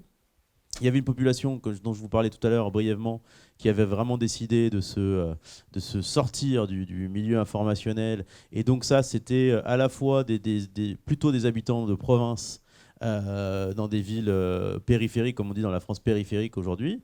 Donc il y avait un facteur gilet jaune là-dedans très, très important. Et il y avait les deux autres catégories de population. Il y avait les défiants distants, ce qu'on a appelé les défiants distants. Et là, c'était des gens qui avaient envie plutôt modestes pour le coup, et qui avaient envie de s'informer, mais qui peuvent nous dire, par exemple, je ne comprends pas le langage des médias, que j'entends dans les médias, par exemple la place Beauvau. Et tout le monde ne sait pas ce que c'est que la place Beauvau. Alors après, on peut débattre de savoir si oui ou non, c'est une question de culture générale, mais en tout cas, le langage des médias ne leur parlait pas vraiment. Et il y avait cette idée de l'information incapacitante, c'est-à-dire qu'il y a tellement d'informations que je n'arrive pas à savoir quelle est l'information importante. Et puis surtout, quand j'arrive à la choper, à la comprendre, à l'ingurgiter, elle ne métabolise pas et elle ne me donne pas la capacité de vraiment penser le monde. Et il y avait beaucoup plus d'une population de plus féminine, pour le coup, dans cet univers. Et encore une fois, assez proche des Gilets jaunes, qui se déclaraient assez proches des Gilets jaunes. Et la dernière type de population, c'était vraiment les défiants extrêmes, enfin énervés, quoi, qui étaient vraiment, pour le coup, très fortement proches des Gilets jaunes. Pour le coup, ça rejoint ce que tu disais, Jean-Marie. Et surtout, cette idée que la vérité est ailleurs, quoi, en fait. Il y avait vraiment cette idée de terre informationnelle différente. Et cette idée que je crois que c'est Gérald Bronner qui l'a dit récemment, mais que finalement, il y avait plutôt un désir de croire qu'une volonté de savoir quelle était la réalité, quoi. Et c'est ce qui s'est passé et ce qui se passe aujourd'hui dans la conspicratie américaine. Et finalement, c'est aussi ce qui nourrit la polarisation et le vote extrême aujourd'hui, je crois. Donc effectivement, c'est un sujet important de voir les populations qui parlent. Oui, tout à fait. Non, tout à fait. Alors, j'ai jamais... Et oui, on en a parlé en plus pour le livre, donc je reviens dessus, mais je n'ai jamais voulu dire que les jeunes ne voulaient pas écouter. Au contraire, effectivement, ils sont plutôt dans une posture d'humilité qui est plutôt nouvelle dans la profession. Mais par contre, je n'ai non plus pas voulu dire que les journalistes ne veulent pas écouter. Je n'ai jamais eu ces 7 dernières années, depuis que j'ai commencé ces formations sur l'écoute pour les journalistes, un journaliste qui m'a dit « mais moi, ça ne m'intéresse pas d'écouter les gens ». Bien au contraire, dans la plupart du temps, c'est ce pourquoi ils ont voulu faire ce métier. Mais ils ne savent pas faire. Comme nous, d'ailleurs, enfin, comme la plupart des gens. Donc, en fait, ce n'est pas une question de volonté, mais une vraie question de compétence. Alors, parfois, il y a aussi une question de volonté. Mais là, je voulais vraiment préciser ça. Ensuite, pour ce point sur la bipolarisation et par rapport à cette opposition justement entre éduqués et classe populaire qui me chagrine un petit peu, moi j'ai travaillé pour le livre avec une organisation qui s'appelle Destin commun, et qui étudient la population française non pas en fonction de leur catégorie socio-professionnelle ou alors l'endroit où ils habitent, ou est-ce qu'ils sont éduqués, est-ce qu'ils ne sont pas éduqués, mais pas en fonction des valeurs qui les définissent. C'est-à-dire qu'eux-mêmes se définissent comme appartenant à une famille de valeurs, plutôt qu'à une catégorie à laquelle ils seraient assignés, ce qui, je trouve, est quand même très problématique. Et on s'est attaché à explorer, en fait, surtout 3 familles de valeurs qui ont un rapport très marqué à l'information. Donc, soit une consommation d'informations assez soutenue et on appelle ce groupe les stabilisateurs, où ils sont vraiment dans la recherche de compromis, de compréhension. Donc, ils vont chercher de l'information un peu partout parce que, justement, ils veulent un peu comprendre différentes opinions. Il y a les identitaires qui sont dans une grande consommation d'informations, mais avec une obsession de la manipulation, par ailleurs. Et les laissés pour compte, qui sont quand même le groupe. Donc, encore une fois, c'est les gens qui se reconnaissent dans ces valeurs, ou alors dans on va dire ce que fait les laissés pour compte. C'est majoritairement un groupe très féminin qui se retrouve effectivement chez les Gilets jaunes. C'est des gens qui ne se sentent pas reconnus et qui ça nourrit une grande colère, ce manque de reconnaissance et le sentiment de ne pas être entendu. C'est la majorité ce groupe représente le plus gros groupe dans la population française par rapport aux 6 groupes étudiés par Destin commun. Et eux se désengagent complètement des médias parce qu'ils ne s'y voient pas. Et quand on parlait tout à l'heure des invisibles, ce n'est pas juste une question d'être invisible, parce que le mouvement des Gilets jaunes a été très visible. Mais c'est même quand ils sont rendus visibles, on en parle mal. Donc c'est plutôt... je trouve ça intéressant aussi de s'attacher à comprendre un peu les consommations d'informations, et pas que, différentes choses que Destin commun fait très bien par rapport à des sujets qui peuvent surgir au niveau politico-social, de dépasser ces cloisonnements-là qu'on a de catégories socio-professionnelles. Et puisqu'on parlait des Gilets jaunes, d'ailleurs, on s'était rendu compte à ce moment-là, de façon pas du tout intuitive, que alors qu'on s'attendait à ce qu'on assimilait un peu l'auditoire de BFM à une population qui ressemblait aux Gilets jaunes, en réalité, il y a eu un rejet massif de BFM par les Gilets jaunes, puisque c'est devenu même une chaîne qui a été ciblée, et dont les journalistes ont été ciblés lors des manifestations. Donc c'est quelque chose qui était assez inattendu, effectivement, cette sorte de divorce. Alors pour le coup, j'ai partagé récemment un panel un peu similaire avec un journaliste de BFM qui me disait « Mais moi, quand en manifestation, il n'y a pas de violence, c'est qu'il ne se passe rien, on s'en va. » Mais dans une manifestation où il n'y a pas de violence, il se passe énormément de choses. Donc c'est aussi qu'est-ce qu'on définit comme étant une actualité ? Qu'est-ce qu'on définit comme étant « il ne se passe rien » parce que les gens ne se tapent pas dessus. Question suivante. Bonjour, je voulais d'abord vous remercier parce que c'est très agréable pour la qualité de votre débat et le fait que vous soyez extrêmement complémentaires. Ça aide à réfléchir, c'est très très agréable. Moi je suis créateur d'un petit média, on est 3. On a créé un petit média qui s'appelle les 3 ours médias. On est finaliste du prix ce soir au fil, donc on espère qu'on va l'avoir. On fait de l'information sur scène. Une des raisons, c'est pas les seules, c'est aussi qu'on a fui complètement, et on essaie de fuir. Si on pouvait se passer complètement des réseaux sociaux et toutes ces plateformes, on les fuirait complètement. Moi, ce qui m'a un peu frustré dans le débat aujourd'hui, c'est qu'il y a vous l'avez un peu dit, mais il y a un impensé, pas un impensé, mais quelque chose sur lequel personne ne veut aller. C'est la question justement c'est une jungle, ces réseaux sociaux, ces plateformes, etc. C'est on n'a aucune prise. Avec l'IA, ça va être encore pire. L'IA arrive, on n'a même pas le temps de penser les conséquences que savoir que voilà. Il y avait, je sais plus, c'est un sociologue ou un philosophe qui faisait la comparaison en disant, on est finalement à la même époque, dans les années 80, 70, 80, quand d'un point de vue de la conduite ou de la cigarette, on pouvait rouler sans ceinture et fumer des cigarettes, fenêtre fermée avec les enfants à l'arrière. On a un peu le sentiment qu'on est effectivement là, et que du coup, il y a un truc, c'est que tant qu'il n'y aura pas eu de régulation sur ces enjeux-là, et je vais vous les passer, mais il y en a plein, tant que les plateformes ne seront pas reconnues comme des médias, etc., il y a 1000 et un petits sujets. En fait, ça ne changera pas le problème. Nous, on est des petits médias, on fait partie d'un réseau. Les médias indépendants, ils sont complètement à la merci des réseaux sociaux, des plateformes, etc. et tout. Et les règles changent régulièrement, et c'est une catastrophe pour pouvoir trouver un modèle économique quand les règles changent constamment. Du coup, ma question, elle s'adresse un peu à vous, grands médias. On sait très bien, de manière générale, que la question de qui fera bouger les choses, c'est la loi. C'est la question du plaidoyer. Alors, nous, à nos échelles, on essaye de le faire, mais est-ce que les médias, aujourd'hui, les gros groupes, débloque des moyens financiers, des moyens de temps, des moyens d'argent pour du plaidoyer, parce que les politiques ne s'emparent pas de ces questions-là. Donc du coup, est-ce que les gros médias ont des stratégies en disant il va falloir peut-être avoir des plaidoyers un peu forts, parce que sinon, effectivement, ça ne bougera pas. Et ça reste un impensé. C'est comme si, ce que vous disiez tout à l'heure, comme s'il n'y avait pas de solution. Et c'est terrifiant. Quand vous pensez aux grands médias, vous vous adressez à moi avec le Monde derrière, c'est ça? Au Monde et au Télégraphe, les oui. deux. Et peut-être qu'on pourra parler de l'Alliance, d'ailleurs, à laquelle Samuel appartient, puisque l'Alliance, c'est un regroupement professionnel de médias nationaux et régionaux, presse quotidienne, presse hebdomadaire régionale. Voilà, non, une entreprise. Le groupe Le Monde, c'est une entreprise privée, c'est une entreprise de presse. On n'a pas un chargé du plaidoyer qui va effectivement aller faire le siège des ministères, de l'Union européenne, de Bruxelles, pour qu'il y ait de la régulation. Pour autant, on est bien d'accord sur le fait que la régulation des réseaux sociaux est nécessaire. Et je pense qu'il y a aussi une sorte de mélange entre cette critique du flux, qui est en réalité plutôt une critique de la façon de consommer de l'information, qui aujourd'hui effectivement passe par les réseaux sociaux, qu'une critique finalement de la production d'informations, parce que sur les réseaux sociaux, encore une fois, il n'y a pas de production propre d'informations par les réseaux sociaux, c'est uniquement des acteurs individuels ou collectifs, des entreprises comme les nôtres, qui produisent de l'information.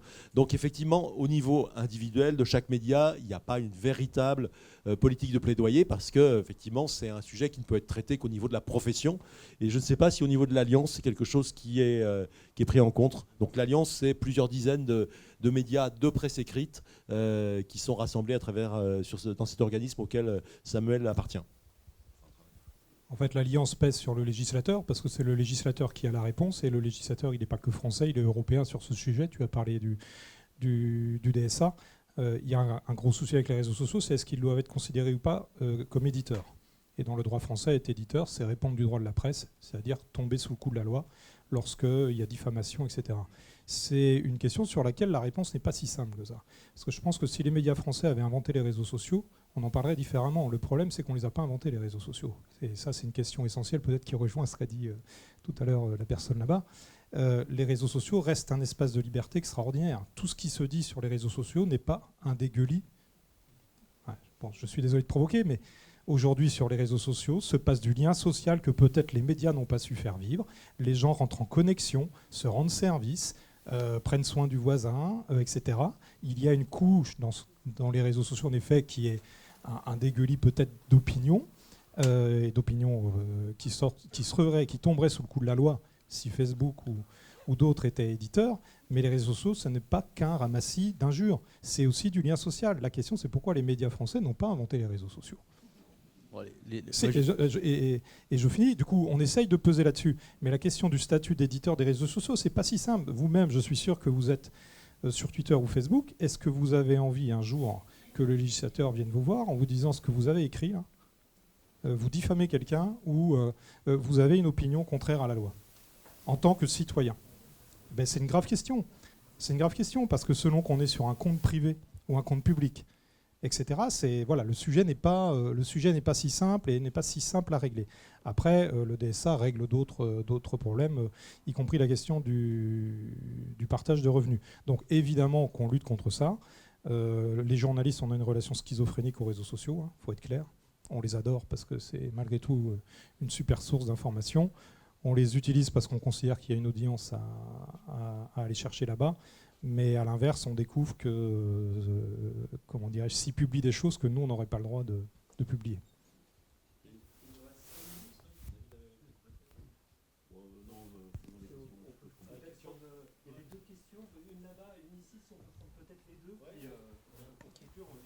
Est-ce que mon micro marche? Oui.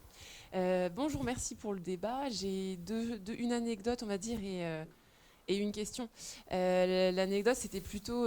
parce que je suis journaliste et je me suis beaucoup plus concentrée là, dernièrement, sur l'éducation aux médias. Et je reviens en fait sur la question de à qui on parle, quelle population, comment définir qui et où, est-ce qu'on ne pourrait pas décloisonner, comment décloisonner et déconstruire un peu les idées reçues qu'on peut avoir sur telle ou telle personne et telle ou telle catégorie de population. Et en fait, ça me faisait penser à un atelier que j'ai mené dans une maison de quartier ici à Nantes, au Clos Taureau. Et donc, je suis arrivée sans idée idées reçues, mais j'étais plutôt étonnée, j'ai un peu honte d'avoir été étonnée, mais c'est-à-dire que je suis arrivée devant des jeunes qui étaient cultivés sur la question des médias. Il y en a un qui lisait Mediapart, il y en a un qui était beaucoup plus informé que moi sur la question, par exemple, au Congo. Donc j'avoue que j'étais un peu honteuse d'être arrivée avec parfois des idées un peu reçues. Et le débat était très intéressant avec ces jeunes. Voilà, c'était juste pour la petite parenthèse sur le décloisonnement. Enfin voilà, vous me direz ce que vous en pensez. La question, c'était plutôt comment les journalistes se sentent vis-à-vis de ce ras-le-bol des médias. Est-ce qu'il n'y a pas un ras-le-bol des médias aussi dans vos rédactions ? Voilà, parce que j'avoue que moi, je parle de honte là en ce moment, mais en fait, j'ai eu honte d'avoir un petit peu arrêté, d'avoir réduit ma consommation des médias aussi parce que moi-même, en tant que journaliste, j'étais fatiguée. Ça me pompait l'air en fait. Et donc là dernièrement, j'avoue que l'éducation aux médias, ça me fait du bien parce que j'ai pas besoin de m'informer 15 fois par jour. Voilà. Donc comment vivent vos rédactions, que ce soit au Monde, au Télégramme, même vous Charlotte, est-ce que vous justement vous êtes un peu tournée vers les réseaux sociaux justement parce que peut-être que vous en avez eu marre je sais pas, vous avez eu aussi un ras-le-bol de votre côté. Complètement. Voilà.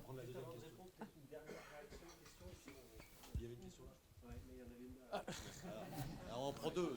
J'aimerais pas de bagarre, j'aimerais autant parce que je suis déjà un peu arrangé. Nicolas Léonard, je viens d'un média du sud de la Belgique, ce qu'on appelait une télé locale, maintenant un média de proximité. J'étais très intéressé parce que vous avez expliqué sur l'écoute, la capacité à comprendre ce qu'attendent nos audiences. Au sein de mon média, on a mené, voici quelques mois, une enquête via Deep Profiler. Je ne sais pas si vous connaissez cet outil, donc c'est un espion qui, durant 1 mois, a espionné tous les comportements sur les réseaux sociaux et certains moteurs de recherche de 300 000 personnes. Et de là, on traite des centaines de milliers de data et on sait objectiver des comportements. On sait dire qu'une dame de 50 ans qui a 2 enfants qui veut changer de voiture aurait plutôt envie d'une Peugeot bleue avec un moteur diesel, etc. Mais ça nous donne aussi des informations sur les contenus éditoriaux et les attentes des audiences. Et ça, c'est très, très objectif. J'aurais aimé savoir ce que vous en pensez par rapport au ressenti humain qui doit aussi venir compléter un petit peu cette objectivation de données. Est-ce que ça vous semble intéressant ou pas ? Alors on va prendre une dernière question, puis on va répondre aux 3. Non.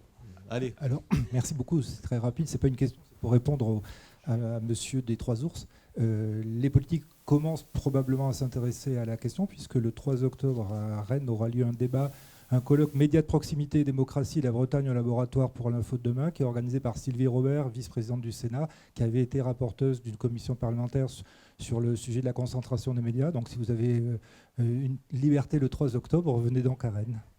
C'est une petite pause publicitaire. Moi, pour répondre à la personne là-bas, il y a une différence entre couper complètement l'information et limiter l'accès à l'information. Les gens qui décident de se passer complètement des médias et de basculer sur une vérité alternative, c'est une démarche qu'on connaît aujourd'hui. Et je lis, en préparant la table ronde, j'avais noté une petite phrase, donc je vous me permettez de la replacer, d'un certain Benjamin Toff, directeur du Minnesota Journalism Center, qui est un organisme de recherche à l'Université de Minnesota, qui disait que limiter son exposition aux infos est parfaitement sain. Donc il ne faut pas du tout s'inquiéter du fait à un moment de se dire là j'en peux plus, je ferme un peu le robinet et puis je reviendrai de façon plus modérée. C'est normal d'en avoir ras-le-bol à certains moments parce que l'information depuis ces dernières années elle est quand même très très anxiogène. Donc à un moment se protéger et de se dire moi je regarde pas d'images, par exemple je regarde très très peu de vidéos. Je pense qu'à travers ça me protège aussi de certaines choses que j'ai pas envie de voir. Donc tout ça me semble parfaitement sain et je pense que chacun effectivement doit limiter fermer le robinet quand il sent que c'est nécessaire pour se protéger. Je pense qu'il n'y a pas et au sein des rédactions, puisque vous nous posiez la question, oui, nos journalistes sont également exposés à la fatigue informationnelle, au stress, à l'anxiété. Et on est je pense qu'on est beaucoup plus sensible aujourd'hui à cela et on essaie de mettre en place des outils à travers des consultations psychologiques, et à travers aussi des veilles au sein de nos services de relations humaines qui permettent effectivement d'éviter qu'il y ait des burn-out à gogo dans nos rédactions. C'est quelque chose, je pense, qui est aujourd'hui beaucoup plus pris en compte. Pour répondre sur la question du ras-le-bol, moi la bascule elle s'est faite pendant les législatives l'année dernière où en fait je me suis surprise à beaucoup plus me renseigner sur internet avec des médias indépendants que dans les médias traditionnels et à ce moment-là je me suis vraiment posé la question. Un exemple rapidement, c'est un média traditionnel qui a sorti la liste de tous les députés RN qui avaient sorti des choses folles, etc. Pendant que les médias juste il y avait quelque chose comme ça où il se passait des choses sur Internet, les médias traditionnels faisaient un travail fou, les médias sur Internet indépendants faisaient un travail fou, et je me sentais plus à l'aise. Vraiment, ça m'embête de le dire, hein, mais en tout cas, je me renseignais largement plus sur les médias indépendants. Et en fait, on en revient un petit peu à qui écoute les journalistes. Et ben en fait, quand les journalistes sont...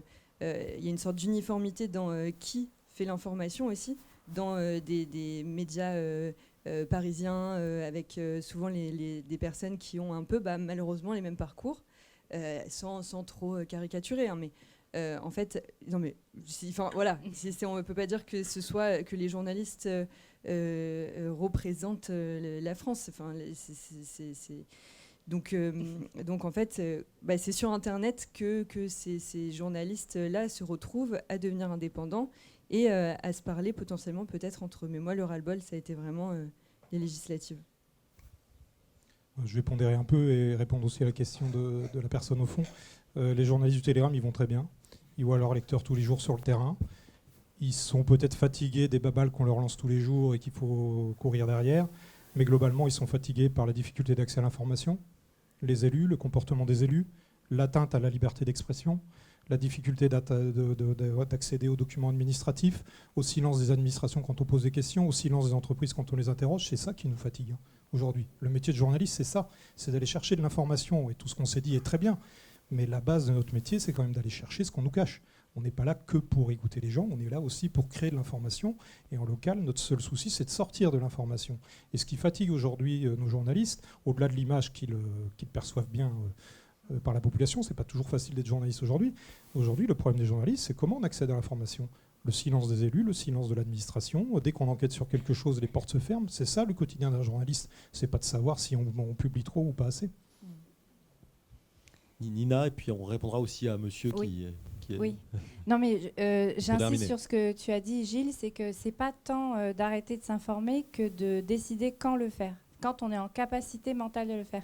Et ça, c'est pour tout le monde. Enfin, c'est vraiment un... moi, j'ai compris que, par exemple, au réveil, entendre toutes ces horreurs, c'était juste pas possible. Mais voilà, il y a d'autres moments dans la journée où je peux m'informer. J'aimerais quand même rebondir sur l'anecdote que vous avez partagée. Parce qu'il y a un neuroscientifique avec lequel on travaille qui s'appelle Chris de Meyer qui a montré comment la pyramide de la polarisation, c'est-à-dire qu'est-ce qui s'opère quand les gens, quand l'écart se creuse entre les gens, les présomptions sur ce que pense l'autre en font évidemment sont un moteur de polarisation très important. Et dans les 3 types de présomptions les plus communs qu'on retrouve, il y a l'ignorance. C'est-à-dire l'autre ne sait rien et moi je sais. Il y a la stupidité, bon, il ne comprend rien de toute façon, ou l'autre c'est le diable et l'autre c'est le mal, etc. Donc je trouve ça intéressant aussi et merci de l'avoir courageusement partagé parce qu'on a tous vécu des moments comme ça. Pour ce qui est de l'outil qui analyse un peu le comportement finalement de vos abonnés ou de votre public, si j'ai bien compris.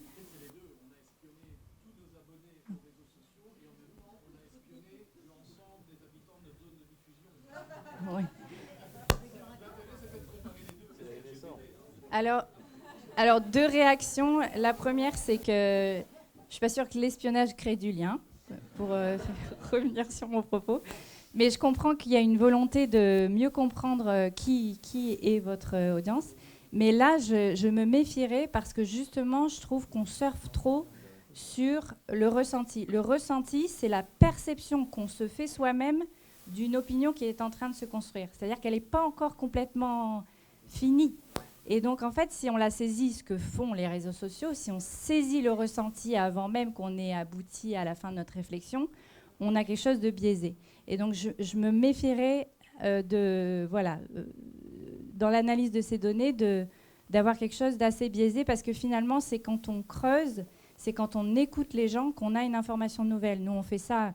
On a des exercices en formation où, en fait, on voit interview typique avec une vraie volonté du journaliste de comprendre ce que la personne dit. On a un certain type d'information et avec une technique d'écoute qu'on enseigne, on accède à une information complètement nouvelle, mais complètement nouvelle. On a vraiment en posant les mêmes questions, mais en écoutant différemment, on obtient des informations différentes. Juste, je vais finir sur une petite anecdote et un petit coup de pub au passage. Demain, dans le Télégramme, la dernière page, c'est un reportage au Valentino, qui est une boîte de Kévin, dans le Morbihan, où les personnes âgées viennent danser tous les dimanches. Des gens de 60 à 92 ans. Notre journaliste, il a passé plusieurs heures avec ces personnes, il a écouté ces personnes âgées qui viennent là, elles sont seules, elles ont besoin d'échanger, elles ne viennent pas que danser. On raconte cette histoire-là. C'est admirable, en dernière page du Télégramme, tous les jours, il y a ce type de portrait ou de reportage. Quand Jean-Pierre Pernaut, et c'est dire si notre profession a quand même un problème aussi sur les débats, quand Jean-Pierre Pernaut faisait ça il y a 35 ans, à la télévision, qu'est-ce qu'on disait, nous les journalistes ? Quand il faisait un reportage sur un thé dansant au fin fond de la Corrèze ou de la Lozère, on disait, mais vous avez vu ça, c'est quand même pas du journalisme, quoi. Le journaliste, c'est quand même autre chose que d'aller voir des vieux qui dansent ensemble et qui y trouvent du sens. Donc vous voyez aussi les débats qu'on a, ils varient quand même selon les époques. Finalement, ce que faisait Jean-Pierre Pernaut autrefois, c'est ce qu'on réclame aujourd'hui. Bon. Donc c'était un visionnaire, ce sera la conclusion de cet échange. Voilà, bah écoutez, merci à tous les quatre et merci encore une fois au FIL de nous avoir accueillis. Je pense qu'on aurait pu continuer sans doute encore une demi-heure et qu'il y avait vraiment des échanges et des réactions passionnées. On l'a senti ce soir. Merci. Je voulais juste signaler, quand vous allez regagner la sortie, juste à droite, Nina va s'installer et si vous êtes intéressé par son livre que j'ai lu et que j'ai trouvé passionnant, qui s'appelle Malentendu, eh bien vous pouvez l'acheter à la sortie. Voilà.